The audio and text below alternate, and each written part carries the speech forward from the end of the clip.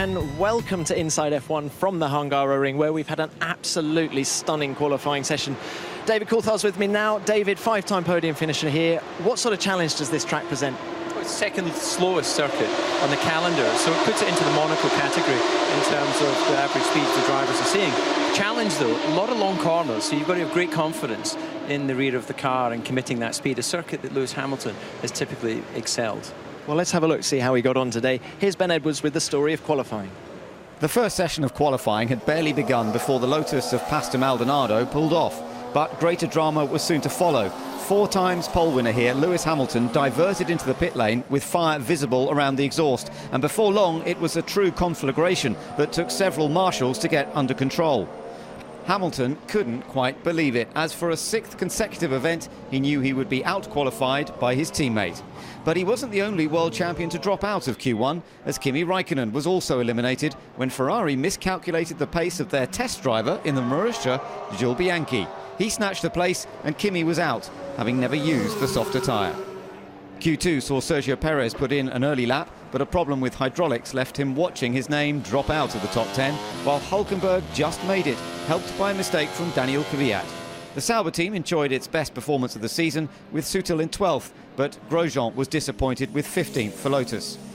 Before the cars were released for the final session, rain started to fall on some sections of track.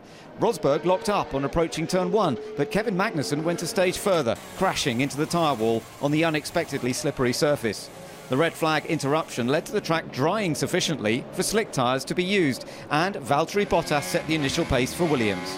But Red Bull have been looking forward to this track, and Sebastian Vettel delivered with an excellent lap for provisional pole, until Nico Rosberg hooked up all 3 sectors in his Mercedes to snatch the top spot away again.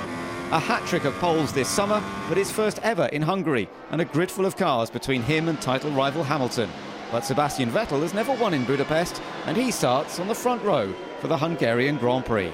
Yeah, there's lots of things going through my mind, but I have to try and somehow turn it into positive for tomorrow.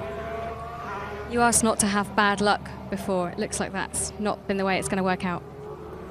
Yeah, I think it's getting to the point that it's kind of beyond bad luck now, so we need to do better. Well, David, what does he mean by that? That is a very disgruntled Lewis Hamilton. It is, but we've seen it before. But the bounce back at Silverstone after disappointing qualifying, great race on the Sunday. He'll do exactly the same thing today. He knows he has got talent, he's got the speed, and he's got a great team behind him. So it's all about the comeback tomorrow in the race.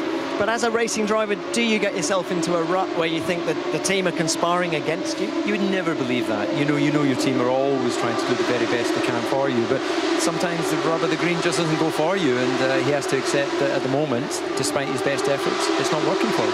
Well, look, there's a lot of work going on in the Mercedes garage, probably all night tonight. Let's get the latest with Technical Director Paddy Lowe. So, Paddy, can you tell us what is the damage to Lewis Hamilton's car? Oh, it's pretty extensive, actually. I have to say I've never seen a car that damaged in a garage I've been in terms of fire damage, terrible. So the engine, I presume you will have to replace, as well as the gearbox. Anything else? It's easier to say what's left. I think the front suspension is okay, and that's it. And from the mechanic's point of view, how long is it going to be able to rebuild the car? It'll be a big job. On the plus side, having taken the hit of breaking Parc Fermé, then there's no limit in terms of time tonight to work on the car. Well, it's very clear what's going on at Mercedes this evening. Ferrari's less clear-cut, though, David. I mean, Kimi Raikkonen to be knocked out of Q1 today seems extraordinary. Well, it does, and what should have been a stimulus to send him out was the 0.7 of a second difference between his lap time and Fernando Alonso. He apparently asked the team 2 or 3 times, do you think we're safe? They told him clearly they thought that there would be enough time there, but you've got to be closer to your teammate than that. Now, another guy doing a lot of learning today was Kevin Magnussen. It was a big hit he took at the start of Q3 then. What would have been going through his mind as he was coming up to turn 1?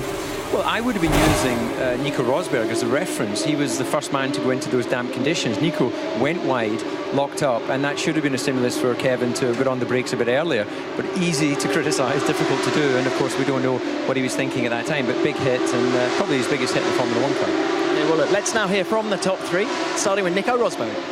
I'm not super excited because it wasn't the gloves off battle with Lewis that I was anticipating and that I like to see, you know, and that's the best thrill then, to come out on top of such a battle, and that wasn't the case. So I did the best I could, of course, and I'm very, very happy. My lap was really perfect in the end, so it all worked out, and nice gap also to Red Bull, which was fantastic to see. Valtteri Bottas, congratulations, another storming lap. Was there anything left in that car that time? No, that's it.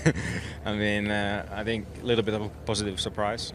Obviously, we got a little bit helped by some problems of the others, like Lewis. So normally they would have been quite a bit quicker. But really happy to be, you know, in the second row and on the clean side as well. So it gives a good opportunity for tomorrow. I mean, here it's not easy to overtake. So if we can have a good start, good first stint, you know, we have a possibility for good points. After Q2, I thought that, you know, if we get everything right, we might be closer than we were at the end. So unfortunately, Nico's lap at the end was very strong. I don't know if he was sandbagging before, but the gap was a bit bigger than probably we expected. Nevertheless, you know, we know that they are still ahead of us, and it's difficult to match them.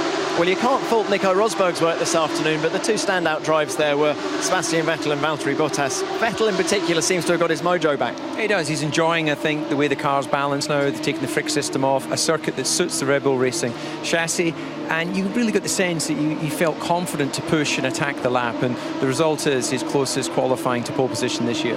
And no one expected Williams to be as strong as they are here, but Bottas has done it again. Yeah, he's growing in confidence, and, you know, young man with a great deal of support from within the team, got a car that he can really work with, and there's more to come, but certainly his strength and his stock in the paddock is growing. A quick word on Alonso in 5th place, a better day than Raikkonen. What do you think he can do? He won this race in 2003. Yeah, Alonso can, you know, he'll continue to do the very best he can with the car he's been given. He's relentless in his delivery. Raikkonen, on the other hand, he's had a bad start to the season. Some of that he has to take in the chin himself, and of course today was more a team issue, not sending the car out.